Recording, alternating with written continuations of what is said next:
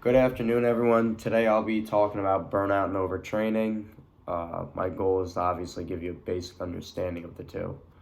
To start things off, we'll talk about the significance of burnout and overtraining.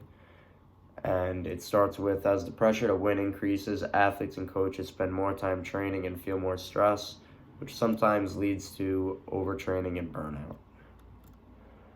So you have periodized training versus overtraining. Periodized training is the strategy of exposing athletes to high volume, high intensity training loads that are followed by a lower training load, a rest or a taper.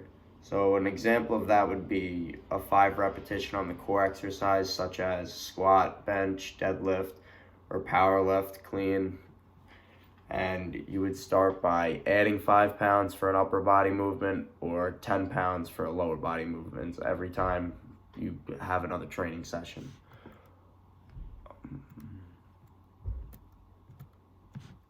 So there's staleness, and staleness is the physiological state of overtraining, which manifests as a deteriorated athlete's readiness.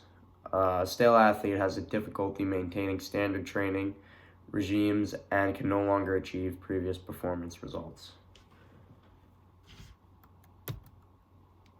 Now moving on to burnout. Burnout is a physical, emotional, and social withdrawal from a formerly enjoyable sport activity characterized by emotional and physical exhaustion, reduced sense of accomplishment, and sport devaluation. So more or less, you just stop liking what you're doing. Burnout occurs as a result of chronic stress or motivational orientations and changes in the athlete. The characteristics of burnouts are exhaustion, depersonalization and de-evaluation, feeling of low personal accomplishment. So exhaustion, both physical and emotional, in the form of lost concern, energy, interest, or trust. Depersonalization, de-evaluation, acting impersonal and unfeeling, in a large part due to mental and physical exhaustion. The individual stops caring about the sport, and then feeling low of personal accomplishment, low self-esteem, failure, and depression, often visible in low job productivity or decreased performance level. Frequency of overtraining, staleness, it's good. Frequency of overtraining and staleness. So then there's models of burnout where you have cognitive, negative, unidimensional, commitment and entrapment, self-determination, and integrated.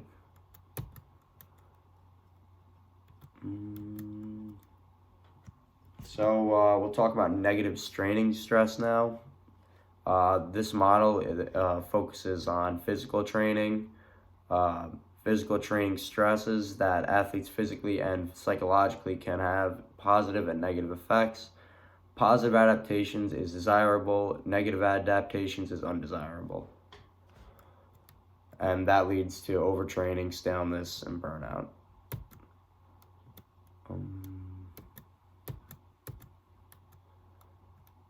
We'll talk about the factors leading to burnout now. So athletes start to train at younger ages, and training in many sports is virtually year-round. So obviously they're working too hard and doing too much and not taking time to gather themselves and let the body recover. Overtraining symptoms increase as volume of physical training increases, and overtraining symptoms decrease when physical training volume decreases. Others have linked non-sport stress from such things as occupational, educational demands, finances, and living arrangements to the onset of overtraining.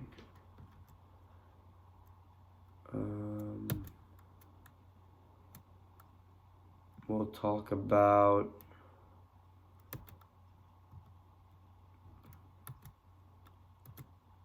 signs and symptoms. We'll talk about the signs and symptoms of overtraining and burnout now. So Physical signs are sleep disturbance, appetite loss, decreased performance, greater fatigue and tiredness. Psychological signs, emotional exhaustion, increased tension, greater dejection, and concentration loss.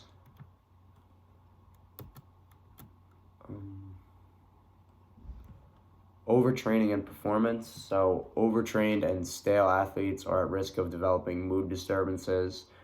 Mood disturbances can result in decreased performance levels and dropout. Therefore, there is not always better. So, more is not always better. Measure burnout. So, a reliable instrument for measuring burnout that has been adapted and modified for the use of sport and exercise.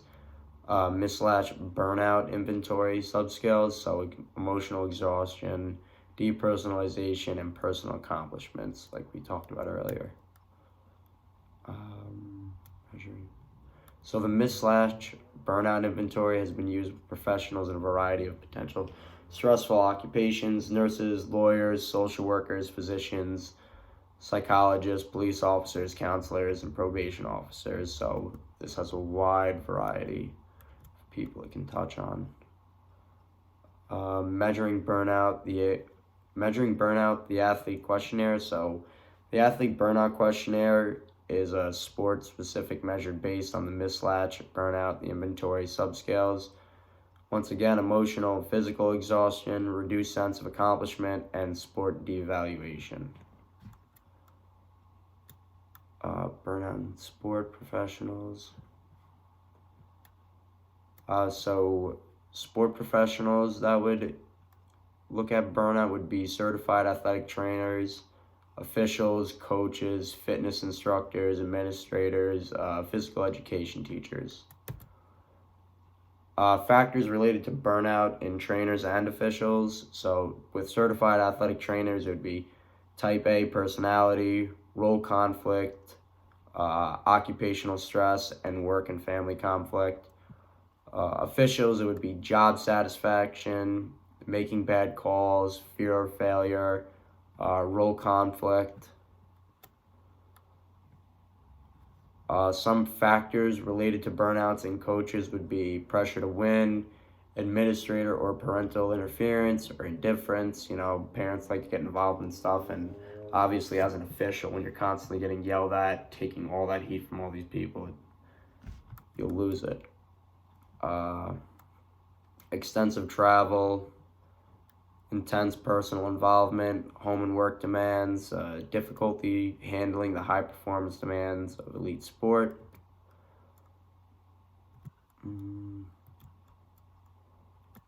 What else? Treating. So now we'll talk about treating and preventing burnout.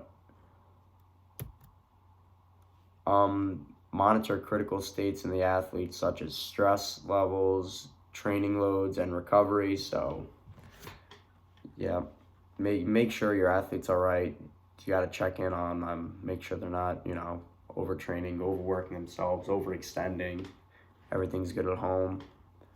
Communicate your feelings to others, foster the autonomy, supportive coaching style, set short-term goals for competition and practice, take relaxation, timeout, breaks. Reducing burnout in young tennis players. This is just an example. So advice for other players would be play for your own reasons, balance tennis and other things, try to make it fun, take time off and relax. So you can't, the common thing is to avoid burnout, you have to take time away from your sport. You have to be able to take time to yourself, know when to relax, and just don't overdo it.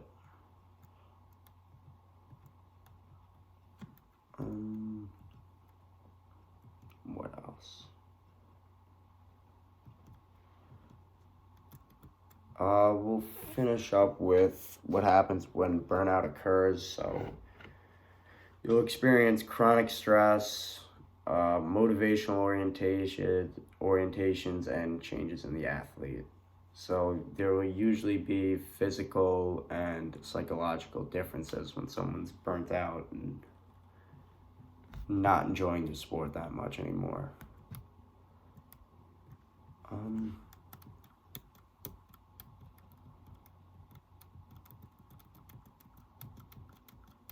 I mean, that's more or less everything. Not much else to go over with this.